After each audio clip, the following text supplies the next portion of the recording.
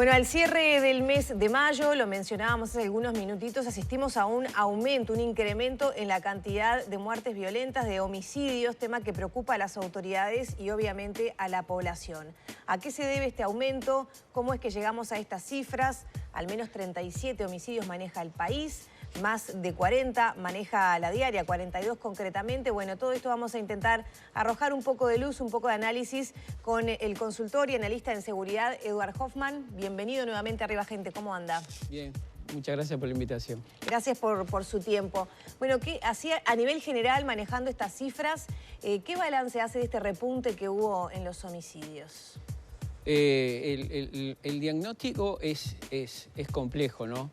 Porque si hablamos en el 2018 fue récord en mayo de 45 homicidios. En el 2019 fueron 36, en el 2020 fueron 26, en el 2021 fueron 16 y hoy van 41. O sea que lo que se negaba de alguna manera que la pandemia había tenido una influencia en la baja de delitos, digamos que no fue tan así. O sea, efectivamente la pandemia bajó los delitos. No.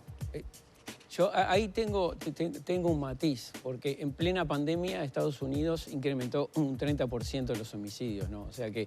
pero en otros países bajaron, y acá también. Por eso, no hay una relación y todavía, viste, los que estudiamos el tema no analizamos o no llegamos a comprender lo que impactó el tema de la pandemia. Sí que impactó en nuevas formas de la delincuencia, ¿no?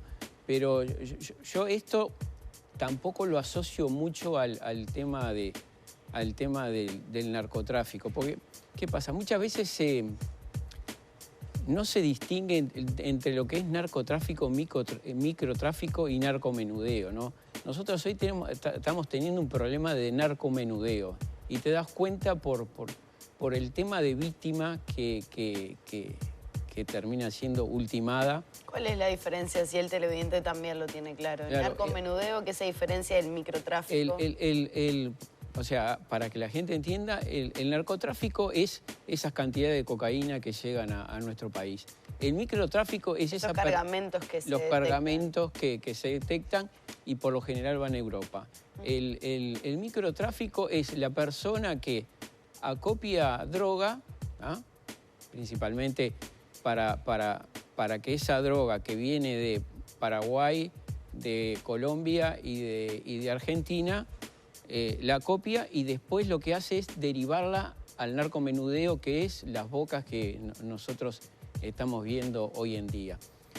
¿Por qué digo a veces que no hay relación? Porque a veces se dice que es por un tema de oferta o demanda. Porque para que tengas una idea, en el 2019 se incautaron 80 kilos de pasta base. En el 2020 se incautaron 687 kilos de pasta base. Y en el 2021, 1 tonelada. ¿Tá? Se cerraron en el 2019, pues yo... Sí, año prepandemia, claro, o sea, gobierno anterior. En el 2019 se cerraron 568 bocas. En el 2020 se cerraron 1.182 y en el 2021 se cerraron 1.152. ¿Por qué digo esto? Porque a veces se asocia que cerrás bocas y se generan estos enfrentamientos criminales. La gente lo que se pregunta es, ¿los homicidios se pueden prevenir? Sí, se pueden prevenir. ¿Por qué? Porque si vos ves dónde se generan los delitos, y principalmente el año pasado, donde se cerró, el Ministerio del Interior cerró las cifras de delitos, en Montevideo se registraron 169 homicidios, 73 en la zona 3, 56 en la zona 4 y entre la zona 1 y la zona 2, 35 homicidios. O sea que vos ya estás viendo que los homicidios se concentran en zonas de la policía. Después ves que el 28% de las muertes se dan entre 18 y 28 años. El 40% de las muertes se dan entre las 8 de la noche y las 6 de la mañana. Entonces, ¿por qué hago este comentario? Porque los delitos se atacan en focos, y focos geográficos y demográficos. ¿Esto qué quiere decir? Que vos tenés que estudiar la zona, el barrio, la población, el sexo y la actividad que realiza, ¿no? O sea que, para que tengan una idea. ¿Y por qué digo se pueden prevenir en el tema de los homicidios? Porque es la cifra que se toma como referencia para medir la criminalidad en todo el mundo. Porque los datos de lo que son los muertos, vos los tenés o por el Ministerio, o lo tenés por el Ministerio de Salud Pública, o lo tenés por la Fiscalía, ¿no? Entonces son datos creíbles. El tema de los otros delitos, que ahí sí tengo serias diferencias, porque ¿qué pasa? El 73% de las personas no denuncian los delitos. O sea que 7 de cada 10 no denuncian los delitos. Entonces la policía... Rapiñas, robos, hurtos. Claro, eso. Ahora, pero yendo al tema homicidios, y allí estamos viendo imágenes de una cosa horrenda, ¿no? Esa persona que aparece descuartizada, que sus miembros aparecen flotando en el Río de la Plata. ¿Qué ha cambiado? Cambió. Estamos en la cuarta generación. Más violencia, la introducción de algunas modificaciones como la LUC, por ejemplo, provocan otros niveles de violencia, más agresivos, más rápidos. ¿Qué es lo que pasa? No, acá lo que tenés es que nosotros hoy tenemos la cuarta generación narco, tenemos una subcultura de la cárcel que la mayoría de los delincuentes ya la tomaron, y ahora tenemos la subcultura del narcotráfico, ¿no? Que cuando se juntan es un combo letal. Yo te digo que estamos en la cuarta generación narco, que es una generación más joven, mucho más violenta, y que no hay una estructura piramidal como había anteriormente en los grupos criminales o los grupos narcos que están hoy.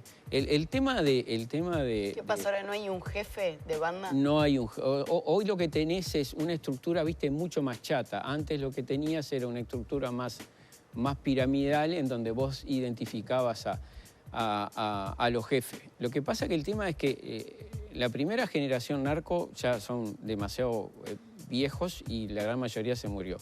La tercera o está en la cárcel o está muerta. La segunda es la que a veces nosotros vemos que están coordinando determinadas actividades ilícitas fuera de la cárcel, pero ¿qué pasa? Esa cuarta generación más joven que está fuera de la cárcel no respeta muchas veces la autoridad que tiene el que está en la cárcel. O sea que esta situación tiene más que ver con un devenir de, digamos, el organigrama delictivo, que con medidas concretas de seguridad que se han aplicado y pudieran tener consecuencias como esta. Lo digo porque las autoridades han mencionado que como se le está dando un golpe al narcotráfico, bueno, quedan descabezados algunas organizaciones, se genera como esta suerte de anarquía dentro de las organizaciones delictivas que terminan en estas situaciones. Yo lo que te digo, siguiendo esa lógica, si fuera así, el año 2020 y el 2021 tendríamos que tener muchos más homicidios, y los homicidios estuvieron bajando porque se estuvo incautando mucho más droga, ¿no? Yo lo que veo es que se está atacando el narcomenudeo, pero no se está atacando, ¿viste? La pasta base que viene de Argentina, ¿no? Porque los mercados de Argentina entra todo lo que es, ¿viste? El litoral. ¿Por algún cruce en especial? Lanchas, barcos, automóviles, o sea, todo lo que viene de Argentina, o sea, la pasta base, que es la que hace más daño, viene de Argentina. Porque, ¿qué pasa? Nosotros acá cambiamos el tema no solo del tipo de droga, sino que también empezamos a cambiar determinados patrones, ¿no? Somos el segundo consumidor de cocaína, ¿ah? O sea, el segundo consumidor de cocaína. Somos casi el segundo consumidor de lo que es el marihuana o cannabis medicinal. Pero ¿qué pasa? El mercado cambió, porque hoy en día la marihuana que se comercializa en el mercado ilegal nuestro es marihuana uruguaya, el cogollo. Ese cogollo, ¿por qué?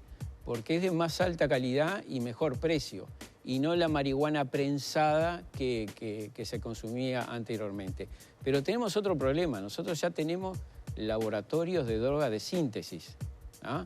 Sí, lo veíamos, por ejemplo, con la incautación en la Tutsi, ahí está la cocaína rosada. La cocaína rosada. Entonces, ¿qué tenemos delincuentes criminales colombianos que vinieron y están enseñando a cómo se produce la cocaína de síntesis para la fiesta. Estamos consumiendo éxtasis, LSD. Entonces, el combo ese que se está armando es realmente muy complicado. Y lo que nosotros vemos es el iceberg. La punta del iceberg son los homicidios. Lo que no vemos es lo que está pasando abajo. Y lo que está pasando abajo es la trata de personas, el narcotráfico. ¿Por qué? ¿Qué pasa? La ruta de la droga hacia Europa cambió. Ahora se utiliza lo que es el puerto de Montevideo. No, las avionetas ya no están llegando. ¿Pero por qué? Porque se dio un golpe grande a un cártel que el fiscal que asesinaron en Colombia estaba investigando, que él en ese informe que hace es el primer cártel uruguayo, ¿no? Estaba integrado por una persona uruguaya que tenía una gran infraestructura. Para que tengas una idea, se incautaron 11 avionetas, se incautó $100 millones en activos, y esa persona es la responsable de llevar un montón de toneladas de drogas a los puertos de Europa. ¿Ah? Ese fue el del error de Cancillería. Ese fue el del error de Cancillería. Se le otorgó un pasaporte, siendo que tenía una requisitoria en Colombia. En Colombia. ¿Ah? Entonces todavía lo están buscando. Entonces, ¿qué pasa? Eso generó un cambio. Y con este nuevo gobierno también generaron un cambio de ruta, ¿no? O sea que a mí el problema mayor es que la droga está ingresando. Si está tan claro, ¿por qué no se le puede frenar? Si está tan claro que está en el puerto de Montevideo, ¿por qué no se cambian los operativos y, bueno, se escanea más, mejor y se tranca la salida? Y porque faltan los recursos técnicos. ¿Y solo falta de recursos? No, recursos técnicos o sea, materiales técnicos y humanos y gente capacitada. Hay un programa que lo hace la Organización Mundial de Aduanas y ellos tienen más o menos unos 32 países que están afiliados, ¿no? Como si fuera un Mercosur, pero de aduanas. Y ahí vos sacás una cantidad de intercambios, porque ellos te dicen contenedores seguros y contenedores no seguros, ¿no? Que vienen de determinados lugares.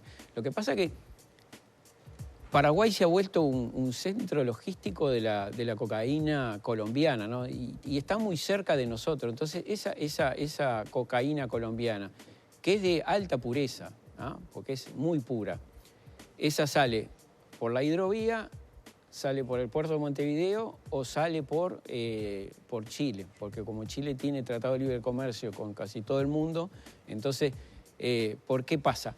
La cocaína antes iba mucho más a Estados Unidos. Hoy Estados Unidos cambió un poco la forma de consumir drogas y ya consume más opioides y consume más, otro tipo de drogas de síntesis que la monopoliza los cárteles mexicanos. Hoffman, y para ir como teniendo mojones, ¿no? de seguirle el pensamiento, el aumento de los homicidios está vinculado al narcomenudeo que usted mencionaba. Sí. Es la punta del iceberg de todo esto otro más macro que usted también explicaba, y cómo la droga en grandes cantidades entra a Uruguay y se consume acá y también va para otros lados del mundo. Las autoridades mencionan que tienen un plan. ¿Qué líneas debería tener ese plan que por ahora no conocemos la población? Mira, el plan es que vos tenés que tener una policía comunitaria, una policía en el barrio, ¿no?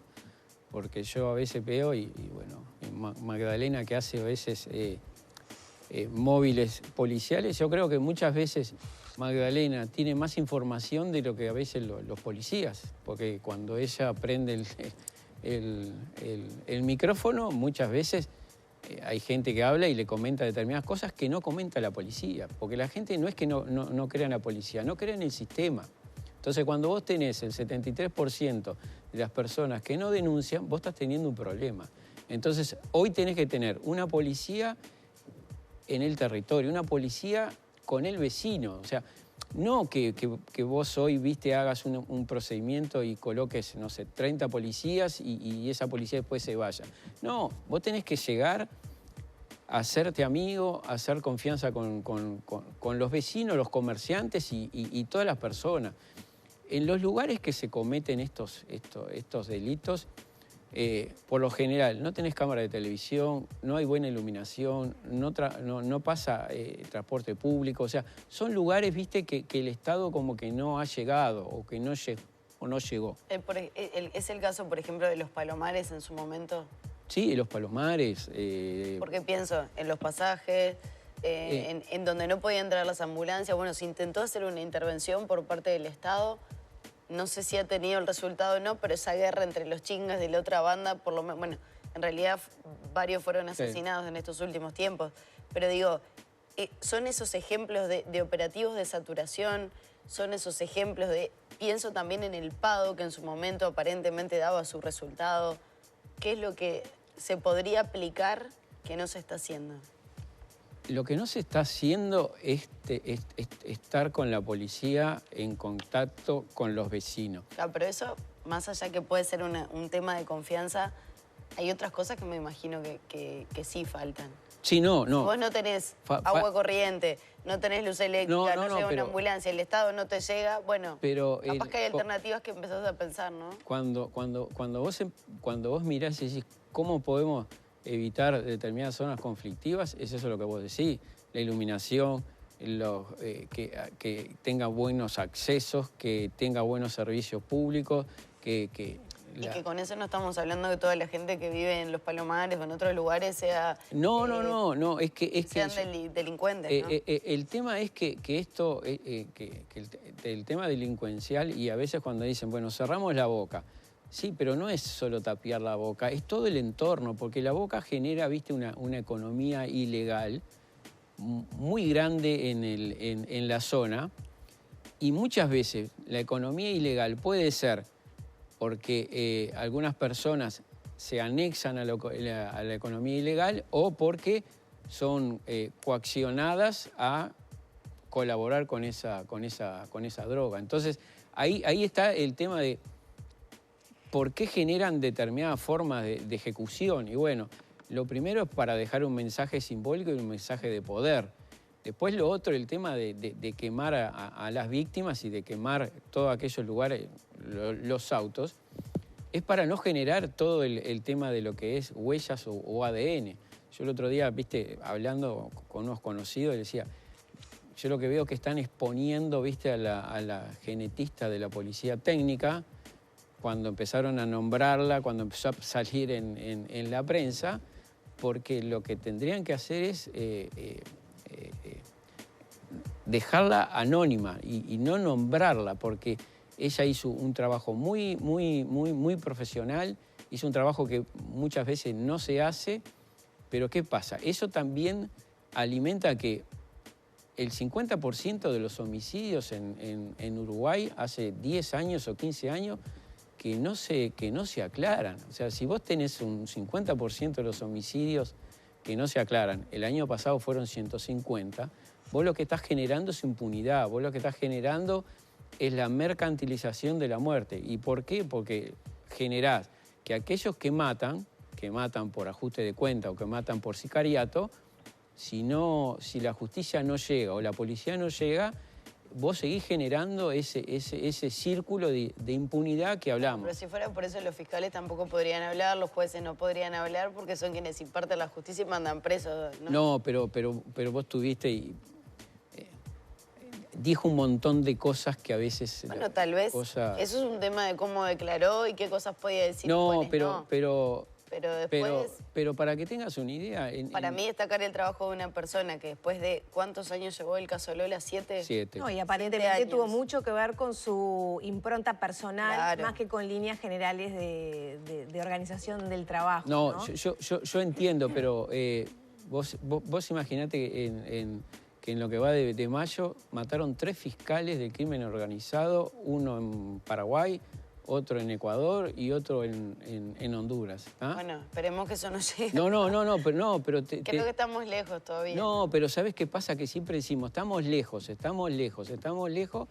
pero hoy tenemos coyotes, ¿ah? ¿Viste? Cuando ves las películas de mexicanas o estadounidenses, nosotros hoy tenemos coyotes en nuestro país, o sea, coyotes que están pasando personas de Rivera hacia ¿cómo es? Hacia Libramento y de Libramento hacia Rivera. Esta situación se estaba planteando en el Chuy, ¿tá? Y el Departamento de Estado de Estados Unidos en el 2018 advirtió a Uruguay sobre esta situación.